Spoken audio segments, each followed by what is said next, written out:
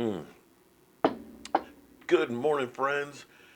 How are you guys doing today? I'm Mark Holmes. This is my buddy Cowboy Joe Boo. And as always, thank you guys for watching, commenting, and subscribing to the Joe Boo Sports Report. Without you guys, this literally doesn't work. And thank you guys for showing up for the Don't Sleep on the Dallas Cowboys report. Because you can't sleep on the Dallas Cowboys because stuff happens late in the evening, late at night, middle of the night, Terrence Williams. And you want to be well informed. But before I get to all that, shout out to everybody in the military, and let's not forget what this weekend is about. I know a lot of you thinking, yeah, it's time to go to the beach. Got me 3 days off. It's vacation time. It's the start of summer. But this is actually Memorial Day, a weekend that we celebrate the fallen, the people that made the ultimate sacrifice for our country. What's really cool, and one of the things I've always enjoyed doing, I'm not sure if I'm going to be able to this weekend or not, um, is go down to D.C. and see Rolling Thunder. If you don't know what Rolling Thunder is, it's started, I think, about 30 years ago with a few hundred motorcyclists that were protesting the treatment of POWs and the missing in action soldiers. And they did a ride in D.C. And it built up every year and got bigger and bigger and bigger to the point of now there's probably about 1 million motorcyclists that come to D.C. every Memorial year. And they meet at the Pentagon with another great memorial too. If you guys ever get the chance, see the 9/11 memorial. It's beautiful and it's eerie. But they all meet at the Pentagon, and about 10 o'clock in the morning they start, and it's about 4 hours long to get all of these motorcycles flying on down the Parkway, over Memorial Bridge, around the Lincoln Monument, and past the Vietnam Memorial, and back over. And it's a sight to see, and it's a great event. And it's what it's about. It's about not forgetting about what others have done to make us where we are today. It's not perfect. There's things that need to be better and improved, but it's by protesting and trying to make change, making your voice heard, and never forgetting where you came from. And that's what these holiday weekends are about. And I hope that everybody takes a little bit of time, thanks a veteran, remembers a fallen soldier, and remember what this country was built on. So last night we did our live stream, man, and it was great. We had Vash in here, and Vash is one of those young guns. I call him Young Gun because he can spit out those facts like a machine gun. And when he came on last night, had a new. I was just like, whoa! Look at the picture that just came up. He's investing back into his channel. Vash, I know one of these days soon is going to be working for a network. He's that good, and it's a privilege for me to have him on here. And we're talking about the defense. And, I've been worried about defensive tackle. Now, Bosch kind of reassured me a bit, because I keep looking at us being more of the defensive end, defensive tackles. Guys that are kind of more tall and lean, not real heavy girth wise, but fast.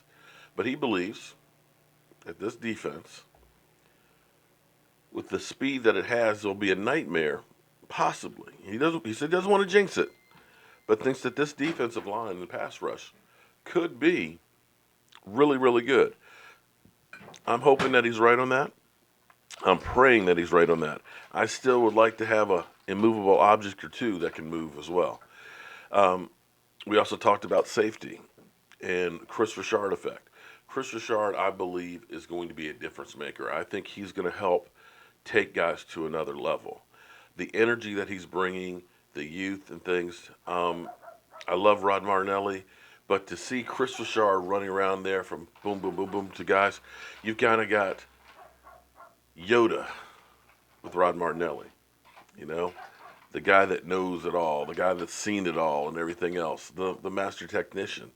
Then you got this young guy who's been there, who's got that ring, who's got that pedigree of developing guys to being the Legion of Boom. And he's really high on Xavier Woods. And if he can do what he's done in Seattle with Xavier Woods, well, then maybe you don't need a Earl Thomas.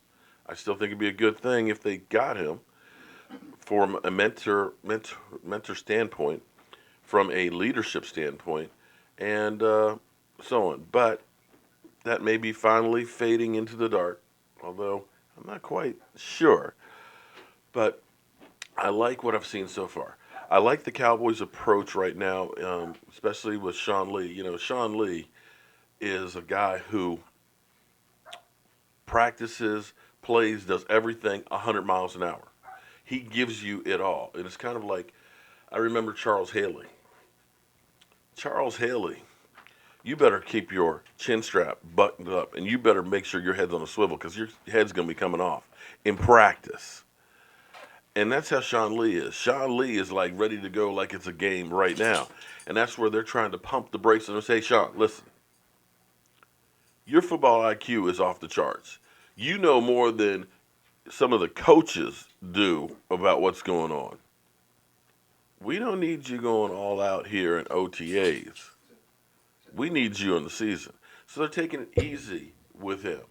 David Irvin, you showed up not in shape. We're not going to put you on the field until your behind is in shape. I kind of like this approach because one of the big setbacks for our team last year was when they got to training camp, we got guys hurt all over the place. You had Ryan Switzer with the pulled hamstring. You had Awuzie who didn't get really on the field to the middle of the season because every time he got on the field, his hamstring got pulled again. You had Xavier Woods, same problem. We constantly had these guys that you needed to play valuable minutes in training camp unable to practice because they were injured.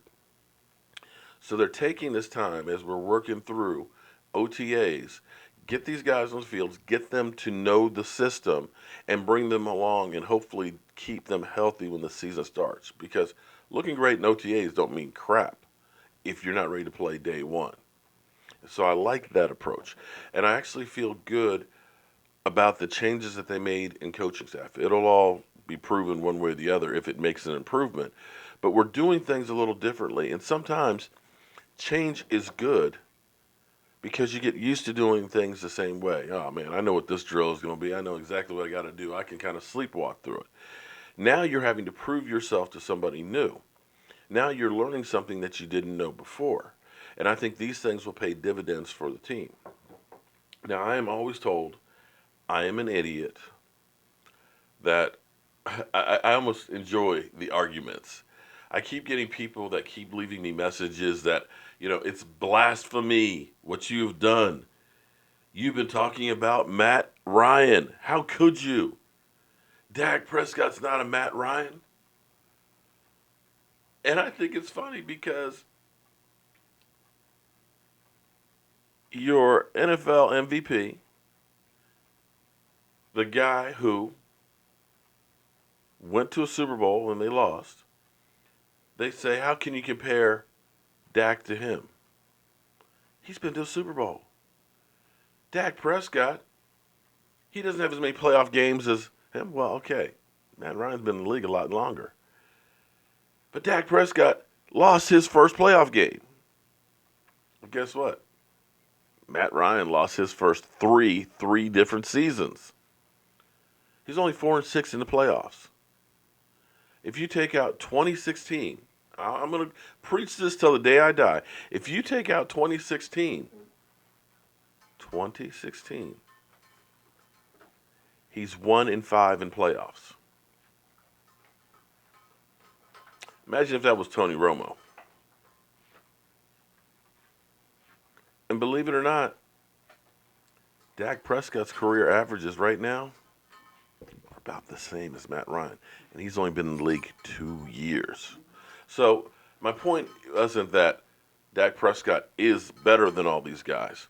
My point is, for a 2-year starting quarterback, his numbers are far and away better than what those guys were when they started out. Matt Ryan, Eli Manning, Drew Brees. Dak's numbers, even with as bad as the second half of last year was, his numbers were better. And that's what I'm trying to get you guys to understand, because you keep hearing that this is a prove-it year for Dak Prescott. And if he doesn't do something, they're going to move on. And I'm kind of like, if that were the case, then Eli Manning would have been gone. Drew Brees would have been gone. Matty Ice would have been gone. So pump the brakes and give the guy a break. Let's see what we do now that it's his team.